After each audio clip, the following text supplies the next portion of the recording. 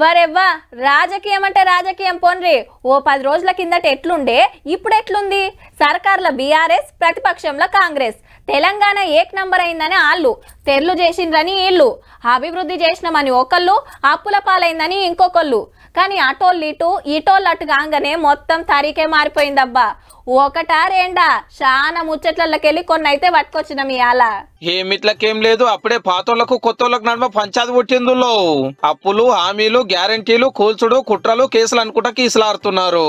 మన గవర్నమెంట్ వచ్చినాక కేసులు పెడితే సగం మంది కాంగ్రెస్ పార్టీ వాళ్ళు జైల్లో పడుతురు. ఎందుకు పంపలే చేత కాలేదా? చట్టం తన పని తను చేసుకోవద్దు అంతే తప్ప నువ్వు జైలు పంపుతాను కవిత గారు జైలు పంపుతాను అని ఏమైంది? 90 రోజులు కాదు 900 రోజులు ఎదురు చూసినా రైతు నమ్మకం ఏం లేదు. కారణం తెలిసి ఇప్పుడే అమలు కానీ హామీలు అంటే మేము అంటున్నాం అదే మేము ఇచ్చిన దానికంటే ఇంకొక 1000-2000 మీరు పెంచుకుంటేనే ఇచ్చారు. మరి మీరెట్లా అమలు చేస్తాం అనుకుని హామీ ఇచ్చారు? 6 నెలల సంవత్సరమా 2 సంవత్సరాల 3 సంవత్సరాల చెప్పలేదు కానీ మళ్ళీ ప్రభుత్వం మనదే. మన ముఖ్యమంత్రి కేసీఆర్ మన ఎన్ని రోజులు వస్తుందో గవర్నమెంట్ చెప్పలేదు. గవర్నమెంట్ మనకు వచ్చేది మాత్రం ఖాయం. కాంగ్రెస్ ముట్టుకుంటే ఏమైతుంది? జాగ్రత్త అనే మాట చెప్తారు. అటుకెళ్ళి బీజేపీ ఎమ్మెల్యేలు కూడా అందుకున్నారు. కేసీఆర్ గారు పోత అప్పుల పాలన చేసి పోయినారు.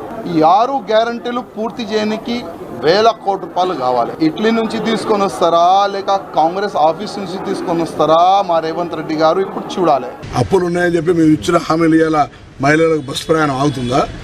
10 లక్షల ఆరోగ్యశ్రీ కార్యక్రమం అవుతుందా? రైతు బంధు అవుతుందా? 2 లక్షల రుణమాఫీ ఎట్లా చేస్తారో మేము కూడా చూస్తామని రామన్ అన్నందుకు సీతక్క గిట్ల గరమయ్యింది. కేటీఆర్ గారికి చూస్తే పాపం అధికారం పోయింది అనేటువంటి ఆ యొక్క బాధ చాలా వెంటాడుతున్నట్టుగా స్పష్టమవుతుంది. ఈ లెక్కను చూస్తే కొత్త గవర్నమెంట్ కు కొన్ని వద్దులు కూడా ఛాన్స్ ఇచ్చేటట్టు లేరు పో.